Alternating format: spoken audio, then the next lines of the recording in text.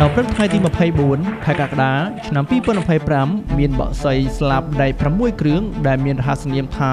F16 បានហោះសំខាងខ្លួននៅលើផ្ទៃវេហាចេញពីបន្ទាយកងទ័ពជើងអាកាសថៃសម្ដៅមកព្រំដែនកម្ពុជាថៃដែលកំពុងតែមានការបាញ់បោះគ្នាយ៉ាងសាហាវឃោរឃៅយន្តហោះចម្បាំងទាំងនោះបានហោះចូលដែនអាកាសកម្ពុជារួចបើកការទម្លាក់គ្រាប់បែកទៅលើមូលដ្ឋានយោធាកម្ពុជាដែលនៅផ្ទៃដីដែលកំពុងសកម្មវាយប្រយុទ្ធតបទល់កុំឲ្យកងទ័ពថៃអាចរុលចូលក្នុងដែនអធិបតេយ្យភាពរបស់កម្ពុជាលើពីនេះទៅទៀត F16 របស់ថៃបានបើកប្រតិបត្តិការទម្លាក់គ្រាប់បែកទៅលើគោលដៅមិនរើសមុខដែលវាបានបង្កឲ្យមានវិនាសកម្មយ៉ាងធ្ងន់ធ្ងរដល់លំនៅឋានជនស៊ីវិលវត្តអារាមសាលារៀនជាច្រើនកន្លែងបកមកខាងកម្ពុជានេះវិញជាការពិតកម្ពុជាពុំមានយន្តហោះចម្បាំងនោះទេគឺមានតែប្រើទ័ពជើងគោកតែប៉ុណ្ណោះដូចនេះហើយ BM21 របស់កម្ពុជាក៏បានចាប់ផ្ដើមបកកណ្ដុងសម្ដែងរឹតបាញ់ប្លង់កំទេចខ្មាំងឈ្លានពានហើយសង្គ្រាមក៏បានផ្ទុះឡើងនៅតាមបណ្ដោយបន្ទាត់ព្រំដែនកម្ពុជាថៃគឺចាប់ផ្ដើមពីចំណុចខេត្តឧត្តរមានជ័យរហូតដល់ខេត្តព្រះវិហាររួមមានប្រាសាទតំបន់ធំប្រាសាទតំបន់តូចតាក្របីភ្នំខ្មោចភ្នំទ្រាប់វាលឥន្ទ្រីរហូតដល់អាមសេះនិងតំបន់មុំបីសង្គ្រាមនេះវាមានរយៈពេលខ្លីក៏ពិតមែនក៏ប៉ុន្តែវិនិស្សកម្មដែលកើតចេញពីការឈ្លានពានថៃមកលើកម្ពុជានេះគឺវាមានលក្ខណៈធំធេងជាងសង្គ្រាមឈ្លានពានណាទាំងអស់នៅក្នុងប្រវត្តិសាស្ត្រថៃឈ្លានពានមកលើកម្ពុជានាសម័យទំនើបគឺវាធ្ងន់ធ្ងរជាងការឈ្លានពានកម្ពុជាក្នុងឆ្នាំ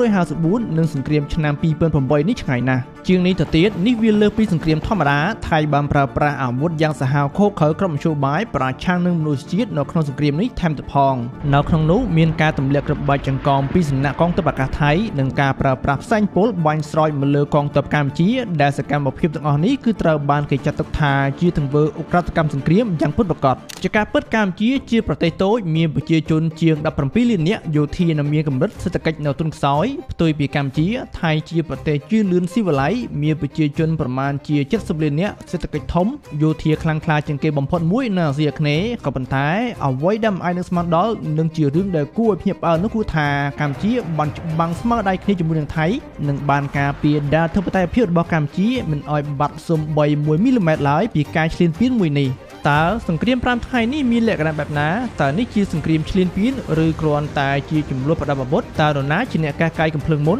ថាតើថៃបានប្រព្រឹត្តឧក្រិដ្ឋសកម្មសង្គ្រាមយ៉ាងណាខ្លះមកលើកម្ពុជាដូចនេះនៅក្នុងវីដេអូនេះយើងនឹងមកបកស្រាយលម្អិតជូនប្រិយមិត្តទាំងអស់គ្នាពីសង្គ្រាម5ថ្ងៃដែលថៃបានឈ្លានពានមកលើកម្ពុជាទាំងអស់គ្នា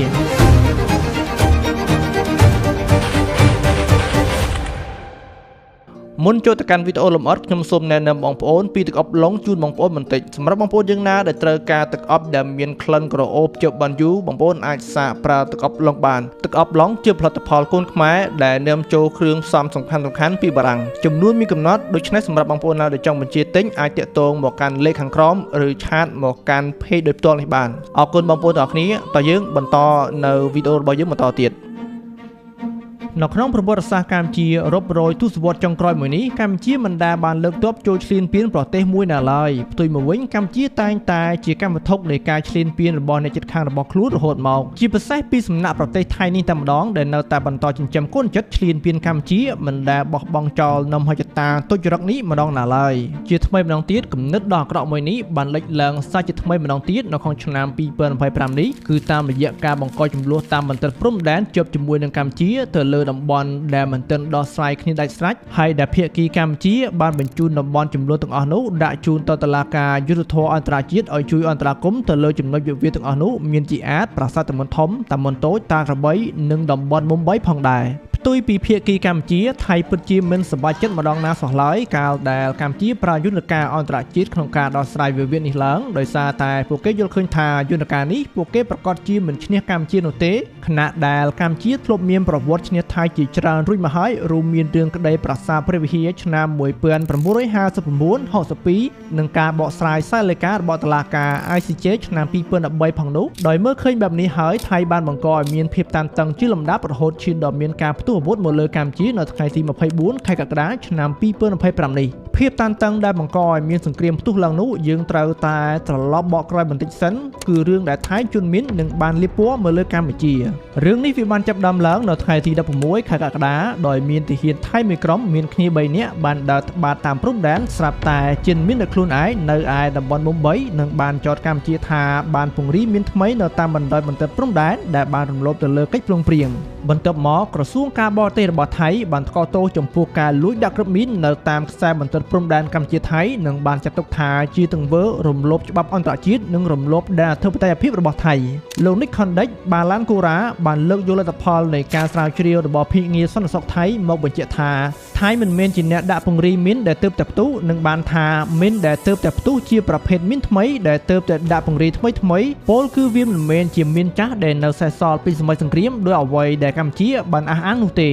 ដោយឡែកភាគីកម្ពុជាតាមរយៈក្រសួងការពារជាតិបានអះអាងនៅថ្ងៃទី20ខែកក្កដាដែរថាគ្រោះថ្នាក់ជាតិមីនរបស់ទាហានថៃ3នាក់គឺបណ្ដាលមកពីការធ្វេសប្រហែសរបស់ទាហានថៃដែលបានដើរត្បាតខុសតម្រាយផ្លូវចាស់ទៅវិញគួរបញ្ជាក់ផងដែរថាថៃបានអះអាងថាហេតុការណ៍ជាតិមីននោះគឺបានកាត់ឡើងនៅតំបន់ចុងបូកក្នុងខេត្តឧបលរាជធានីរបស់ថៃតែក្រសួងការពារជាតិកម្ពុជាបានបញ្ជាក់ថាថៃបានបង្កើតតម្រាយផ្លូវថ្មីក្នុងតំបន់ដែលស្ថិតនៅក្នុងដែនអធិបតេយ្យភាពរបស់កម្ពុជានិងថាកម្ពុជាតែងតែដាស់តឿនថៃឲ្យត្បាតលើតម្រាយផ្លូវដែលឯកភាពគ្នាពីព្រោះថាតំបន់នោះនៅមានសេសសល់ពីសម័យសង្គ្រាមច្រើនណាស់ដែលមិនទាន់ផ្ទុះទំនាក់ទំនងការទូតត្រូវបានបញ្ចប់ជំហានបន្ទាប់គឺសង្គ្រាមចូលមកដល់ថ្ងៃទី23ខែកក្កដាឆ្នាំ2025ថៃបានសម្រេចចិត្តទម្លាក់កម្រិតការទូតជាមួយកម្ពុជានិងបានកោះហៅអគ្គរដ្ឋទូតថៃពីកម្ពុជានិងបានបណ្ដេញអគ្គរដ្ឋទូតកម្ពុជាចេញពីទីក្រុងបាងកកជាការឆ្លើយតបមកវិញរាជរដ្ឋាភិបាលកម្ពុជាបានសម្រេចទម្លាក់កម្រិតទំនាក់ទំនងការទូតកម្ពុជាថៃឲ្យមួយទីបំផុតត្រឹមលេខាទី2និងដកមន្ត្រីផ្សេងទៀតទាំងអស់ដែលបម្រើការនៅស្ថានទូតកម្ពុជាក្នុងទីក្រុងបាងកកឲ្យត្រឡប់មកប្រទេសកម្ពុជាវិញនិងតម្រូវឲ្យមន្ត្រីទូតថៃកែសម្រួលចេញពីកម្ពុជាដូចគ្នាក្រមលេះគ្មានមូលដ្ឋានច្បាស់លាស់ពីរឿងផ្ទុះមីនដែលបានលើកឡើងពីខាងលើដោយទង្វើទាំងអស់នេះបានបង្ហាញពីការខ្វះសុចន្ទៈក្នុងការដោះស្រាយបញ្ហាតាមរយៈកិច្ចការសន្ទនានិងបានជ្រើសរើសយកការប្រជុំមុខដាក់គ្នាជំនួសមកវិញមួយថ្ងៃតែប៉ុណ្ណោះបន្ទាប់ពីទំនាក់ទំនងការទូតត្រូវបានកាត់ផ្តាច់ភាគីថៃបានបើកការវិភាហាមកលើកម្ពុជានៅឯប្រាសាទមន្តធំនេះបើយោងទៅតាមក្រសួងការពារជាតិតាមរយៈអ្នកនាំពាក្យលោកស្រីម៉ាលីសុចិតានៅថ្ងៃទី24ខែកក្កដាបានចេញមុខមកអះអាងភ្លាមៗដែរថាកងទ័ពថៃបានបើកការវិភាហាមកលើបូរណភាពទឹកដីរបស់កម្ពុជានៅក្នុងតំបន់ប្រាសាទមន្តធំខេត្តឧត្តរមានជ័យហើយកងទ័ពកម្ពុជាបានប្រើប្រាស់សិទ្ធិការពារខ្លួនក្នុងអធិបតេយ្យភាពនិងបូរណភាពទឹកដីរបស់ខ្លួនប្រឆាំងនឹងការឈ្លានពានរបស់កងទ័ពថៃដែលរំលោភបំពានមកលើកម្ពុជាបកមកខាងថៃឯនេះវិញផ្ទុយទាំងស្រុងពីភាគីកម្ពុជាការសែននៅក្នុងស្រុកថៃ South English បានរាយការណ៍ដោយយោងទៅលើកងទ័ពភូមិភាគ2ថៃថាកងទ័ពកម្ពុជាបានបើកការវិភាហាមុនទៅលើតំបន់ប្រាសាទមន្តធំនៅពេលនោះកងទ័ពតំបន់ភូមិភាគ2របស់ថៃបានបញ្ជូនក្រុមសម្របសម្រួលព្រំដែនដើម្បីជូនដំណឹងមកកម្ពុជាថាប្រទេសថៃកំពុងរៀបចំបិទមិនឲ្យភ្ញៀវទេសចរឡើងទៅទស្សនាប្រាសាទមន្តធំតែការពិភាក្សារបស់ភាគីទាំងពីរគឺត្រូវបានបរាជ័យព្រោះកម្ពុជាមិនយល់ស្របក្នុងការបិទតំបន់ប្រាសាទមន្តធំនោះទេរឿងនេះវាបានចាប់ផ្ដើមឡើងនៅវេលាម៉ោង 6:30 នាទីព្រឹកភាគីថៃបានចាប់ផ្ដើមបង្កសកម្មភាពបំពានលើកិច្ចព្រមព្រៀងដែលបានឯកភាពគ្នាដោយពួកគេបានឡើងទៅលើប្រាសាទមន្តធំហើយបានលបចូលរីបន្លាលួសនៅតាមជើងប្រាសាទនៅវេលាម៉ោង 7:04 នាទីព្រឹកភាគីថៃបានបង្ហោះដ្រូនរយៈពេល 2 នាទីហើយនៅវេលាម៉ោង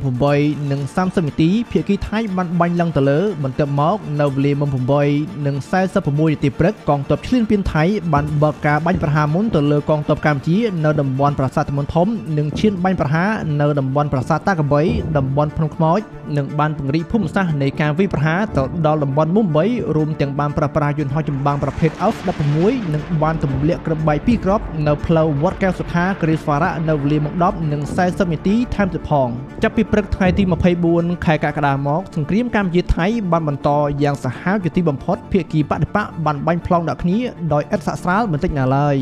នៅថ្ងៃទី1នៃសង្គ្រាមឈ្លានពានពីសំណាក់ថៃនេះ40កណ្ដុងកម្ពុជាដែលយើងស្គាល់ថា BM21 ក៏ចាប់ផ្ដើមបាញ់ប្រហារទៅលើខ្មាំងយ៉ាងខ្លាំងក្លាជាទីបំផុតចូលបញ្ជាក់ផងដែរថាកម្ពុជាពុំបានប្រើអាវុធលំដាប់ A របស់ខ្លួននៅឡើយទេនៅក្នុងសង្គ្រាមរយៈពេល5ថ្ងៃនេះផ្ទុយមកវិញភាគីថៃបានប្រើប្រាស់យន្តហោះចម្បាំង F-16 ជាច្រើនគ្រឿងតាំងពីថ្ងៃទី1នៃសង្គ្រាមមកម្ល៉េះយន្តហោះចម្បាំង F-16 របស់ថៃបានបើកប្រតិបត្តិការទម្លាក់គ្រាប់បែកមកលើកម្ពុជាជាច្រើនទិសដៅដោយមិនរើសមុខនិងបាន សម្រាប់ជនស៊ីវិលកំតិចវត្តអារាមលំនៅឋានផ្លូវថ្នល់ជាច្រើនកន្លែងព្រមគ្នាក៏ប៉ុន្តែមានរឿងដែលគួរឲ្យចាប់អារម្មណ៍មួយទាក់ទងទៅនឹង AUF16 នេះសារព័ត៌មាននៅក្នុងស្រុកមួយចំនួនពីទាហានជួរមុខព្រមទាំងអ្នកដែលមានមុខមាត់នៅក្នុងបណ្ដាញសង្គមកម្ពុជាផងបានចេញផ្សាយប្រុងព្រាតថាសំណាញ់មេឃាកម្ពុជាបានបាញ់ទម្លាក់ AUF16 របស់ថៃជាបន្តបន្ទាប់ហើយនៅក្នុងនោះក៏មានរូបភាព AUF16 ត្រូវបានចែកចាយគ្នាជាហូរហែតែជាការពិតរាជរដ្ឋាភិបាលកម្ពុជាពុំបានលើកឡើងថាខ្លួនបានបាញ់វាធ្លាក់នោះទេ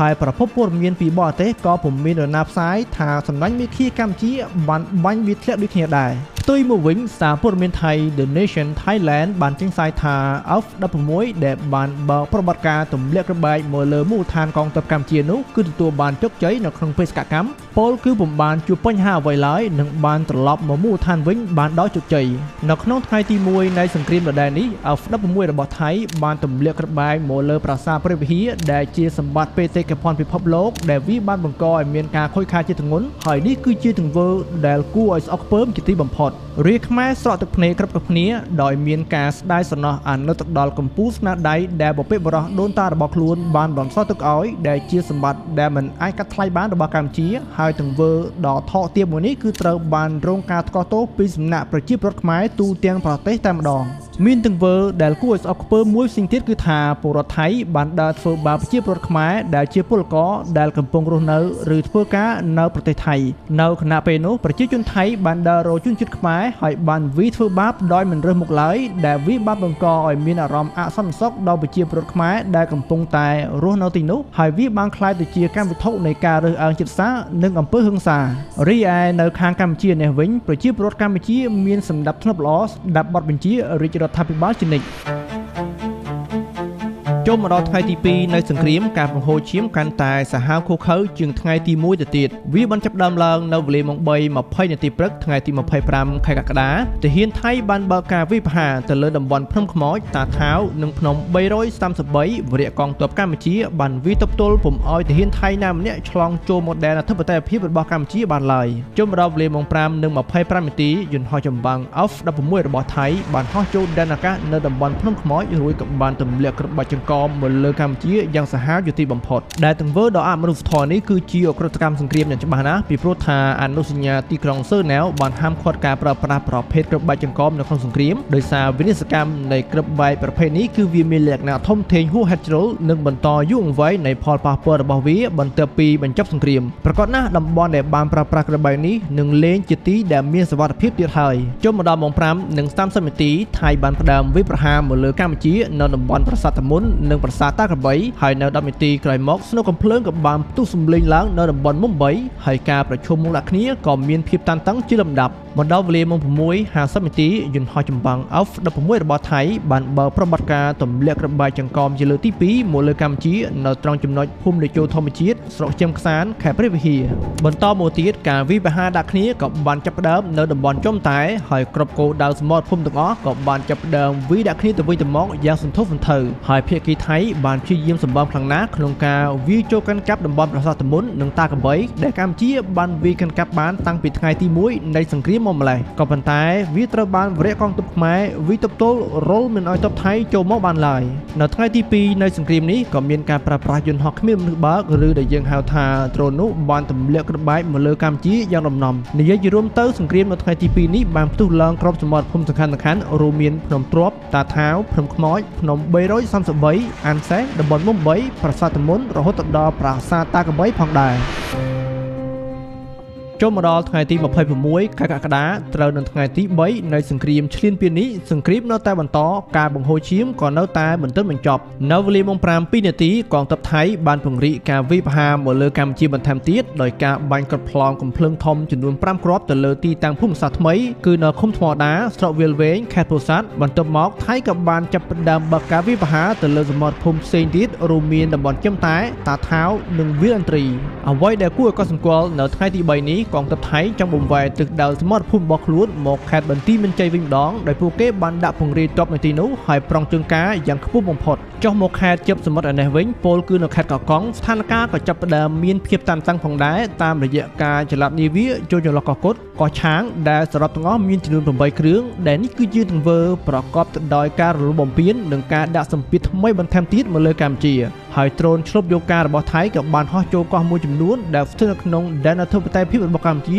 រួមមានកោះកង្ក្រៅនិងកោះយោជាដើមមានរឿងដែលគួរឲ្យសម្ដែងមួយចំនួននៅក្នុងថ្ងៃទី3នៃសង្គ្រាមនេះដោយគេហទំព័រយុទ្ធភូមិភាគទី2ថៃបានចោទប្រកាន់កម្ពុជាថាកម្ពុជាបានបាញ់ប្លង់ចូលក្នុងទឹកដីឡាវខណៈដែលអាជ្ញាធរឡាវមិនបានបើកការស៊ើបអង្កេតណាមួយឡើយហើយភាគីកម្ពុជាក៏បានទិតចោទភ្លាមៗនៅការចោទប្រកាន់មួយនេះនៅក្នុងថ្ងៃដដែលនេះថៃបានចោទប្រកាន់កម្ពុជាម្ដងទៀតថាកម្ពុជាបានប្រើប្រាស់មីស៊ីលរយៈចម្ងាយឆ្ងាយ PHL-03 បានវាយប្រហារមកលើថៃថែមទៀតផង PHL-03 ក៏រាប់ចាត់ទុកថាជាអាវុធលំដាប់ A របស់កម្ពុជាមួយដែលនៅក្នុងសមរភូមិប្រមាណថ្ងៃមួយនេះកម្ពុជាពុំបានប្រើវាសូម្បីតែមួយគ្រាប់ឡើយខណៈដែលថៃប្រើសុទ្ធតែ F-16 គឺសុទ្ធសឹងតែជាអាវុធលំដាប់ A របស់ខ្លួនទាំងអស់បន្តមកទៀតសមរភូមិសំខាន់ៗ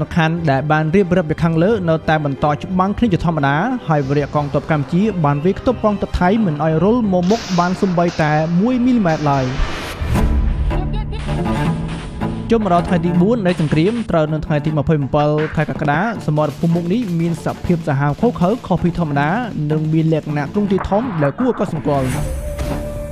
វាបានចាប់ផ្ដើមឡើងដោយភាគីថៃនៅវេលាម៉ោង2យប់កងកម្លាំងថៃបានបាញ់ប្លង់មកលើទីតាំង Villentry នៅម៉ោង2:30នាទីយន្តហោះចម្បាំង F-16 និង Gripen របស់ថៃបានបង្កើតការទម្លាក់គ្រាប់បែកបន្ថែមទៀតទៅដល់តាថាវភ្នំ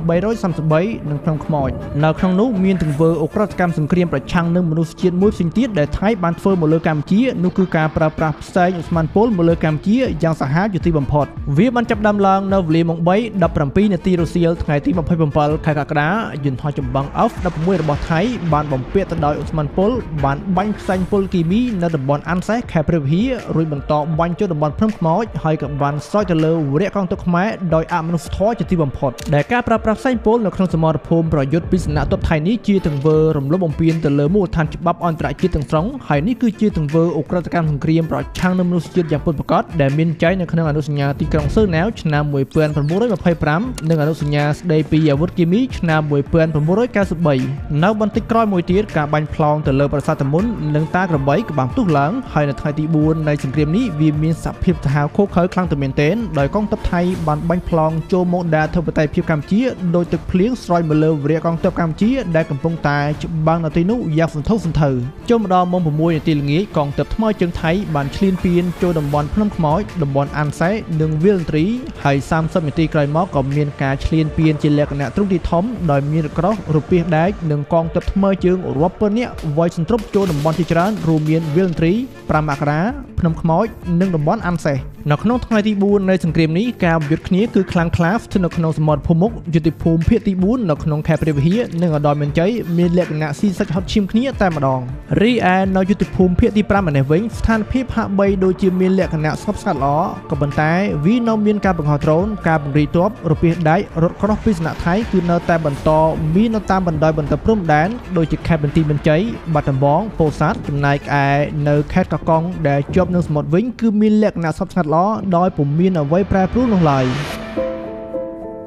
ចូលមកដល់ថ្ងៃទី5នៃសង្គ្រាមឈ្លានពាននេះវាត្រូវនៅថ្ងៃទី28ខែកក្កដាវាគឺជាពន្លឺថ្ងៃនៃសន្តិភាពត្បិតថាថ្ងៃនេះភាគីទាំងពីរបានសម្រេចចិត្តដឹកដៃគ្នាហោះទៅម៉ាឡេស៊ីដើម្បីស្វែងរកបទច្បាញ់មួយជាបន្ទាន់ក្តីក៏ប៉ុន្តែនៅខណៈពេលដែលមេដឹកនាំទាំងពីរកំពុងតែអង្គុយលើតុចរចាគ្នានោះនៅឯសមរភូមិមុខឯនេះវិញគឺមិនទាន់បានបញ្ចប់ការវាយប្រហារគ្នានៅឡើយទេផ្ទុយទៅវិញថៃនៅតែបង្កើនការវាយសន្ទ្រប់មកលើកម្ពុជាដើម្បីអាចលេបយកទឹកដីកម្ពុជាមុនបទច្បាញ់ត្រូវបានចុះហត្ថលេខានៅឯម៉ាឡេស៊ីបើនិយាយជារួមទៅសមរភូមិនៅថ្ងៃទី5នេះគឺវាមិនខុសគ្នាប្រមាណពីសភាពនៅថ្ងៃទី4នោះទេដោយភាគីថៃនៅតែបន្តប្រើ F-16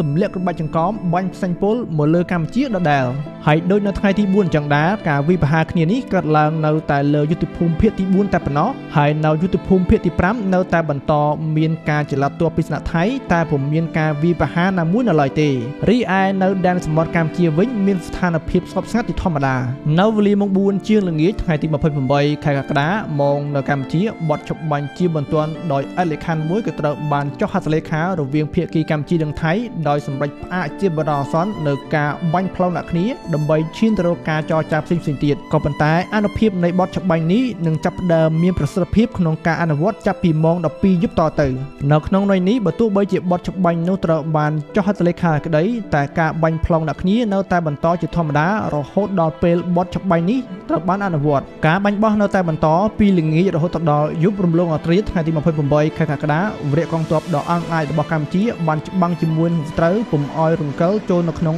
ដែនអធិបតេយ្យភាពរបស់កម្ពុជាបានសូម្បីតែ1 មីលីម៉ែត្រឡើយប្រជាជនរាស្ត្រខ្មែរដែលនៅសមរភូមិក្រោយម្នាក់ទប់ទឹកភ្នែកមិនជិបនោះទេបន់ស្រន់សំពះទេវតាអរិយនេតាម្ចាស់ទឹកម្ចាស់ដីវត្ថុស័ក្តិសិទ្ធិប្រលឹងបុព្វបុរសដូនតាខ្មែរឲ្យជួយការពារដែនដីដ៏កំសត់មួយនេះឲ្យរួចផុតពីគ្រាលំបាកដែលកើតចេញពីការឈ្លានពានពីខ្មាំងប្រវត្តិសាស្ត្រនេះទឹកភ្នែកបន្តហូរស្រក់កាត់ធ្វល់មិនឈប់ខណៈស្នូកំភ្លើងនៅតែបន្តអារម្មណ៍ស្រកសៅក្រៀមក្រំបានឃើញយ៉ាងច្បាស់ហើយមិនយូរប៉ុន្មានការទន្ទឹងរង់ចាំក៏បានដល់សំឡេងនីលការ៉ូក៏បានពន្លឺឡើងដែលវាបានបញ្ជាក់ថាមកដល់ពេលនេះគឺម៉ោង 12 ហើយប្រជាជនរាស្ត្រខ្មែរក៏បានប្រែទៅមុខពីក្រៀមក្រំមកសប្បាយអបអរជាមួយនឹងបទច្បាញ់ដែលបានចូលជាធរមានហើយនៅប្រហែលនាទីក្រោយមកក៏មានសារដែលភ្ជាប់ជាមួយនឹងពាក្យថាអរគុណសន្តិភាពក៏បានបង្ហោះប្រងព្រាតនៅលើបណ្ដាញសង្គមជាបន្តបន្ទាប់ហើយការបាញ់ប្លង់ដាក់គ្នារវាងភាគីថៃនិងកម្ពុជាក៏បានស្ងប់ស្ងាត់នៅគណៈពេលនោះផងដែរក៏ប៉ុន្តែទម្រាំតែអាចសម្រេចបាននៅបទច្បាញ់មួយនេះវាមិនមែនជារឿងងាយស្រួលប្រហែលនោះទេភាគីថៃតែងតែបដិសេធម្ដងហើយម្ដងទៀតនៅការសម្របសម្រួលគ្នាពីភាគីទី3ដើម្បីឈានទៅរកបទច្បាញ់ជាការពិតភាគីកម្ពុជាទីតាដែលជាអ្នកស្វះស្វែងរកការចរចាចំណែកឯភាគីថៃគឺមិនខ្វល់ខ្វាយពីការខិតខំប្រឹងប្រែងរបស់កម្ពុជានោះឡើយគឺនៅតែបង្កើនការវិសសន្ទ្រប់មកលើកម្ពុជាគេបានទត់ចោលនៅការសម្របសម្រួលរបស់ក្រុមប្រឹក្សាសន្តិសុខអង្គការសហប្រជាជាតិនិងការសម្របសម្រួលរបស់អាដាមអាន់វ៉ាអ៊ីប្រាហ៊ីមដែលជានាយករដ្ឋមន្ត្រីម៉ាឡេស៊ីក៏ដូចជាប្រធានបដូវវេនអាស៊ានឆ្នាំ 2025 ផងដែរហើយសម្បីតែគំនិតព្រួយផ្ដើមឲ្យមានបទច្បាញ់ពីសំណាក់លោក Donald Trump ដែលជាប្រធានាធិបតីនៃសហរដ្ឋអាមេរិកក៏ថៃហ៊ានបំពេញដែរក៏ប៉ុន្តែដោយសារតែមានការដាក់សម្ពាធខ្លាំងទើបថៃព្រមចុះហត្ថលេខាទៅលើបទច្បាញ់នោះតែម្ដងទៅតើមុនពេលសម្រេចបាននៅបទច្បាញ់នេះមានរឿងរ៉ាវយ៉ាងណាខ្លះតើបន្ទាប់ពីបទច្បាញ់នេះហើយតើថៃបំពេញយ៉ាងណាខ្លះមកលើកម្ពុជានិងមានសំណួរដែលត្រូវដឹងមួយទៀតនោះគឺថាតើសង្គ្រាមរយៈពេល5ថ្ងៃនេះមានផលវិបាកកម្រិតណាដល់កម្ពុជានៅក្នុងវីដេអូក្រោយយើងនឹងលម្អិតជូនប្រិយមិត្តទាំងអស់គ្នា Long ago, before time was measured in clocks or calendars, a tale began to whisper carried from breath to breath across generations of a land kissed by golden light. Cradled at the edge of the world where nature spoke in ancient tongues, there hidden in the mist and mystery, grew a sacred tree. Its scent was not just perfume. It was prophecy, the power to ward off evil died to invite good to summon fortune. They called it Liam Chancras. Touching age, sandalwood, jasmine petals dropping into water. Firelight flickering across Kremlin, cushion fades in. This fragrance is your silent empire. Long ago, Needles touching aged sandalwood, jasmine petals dropping into water. Firelight flickering across Kremlin, a cushion fades is your silent empire. Long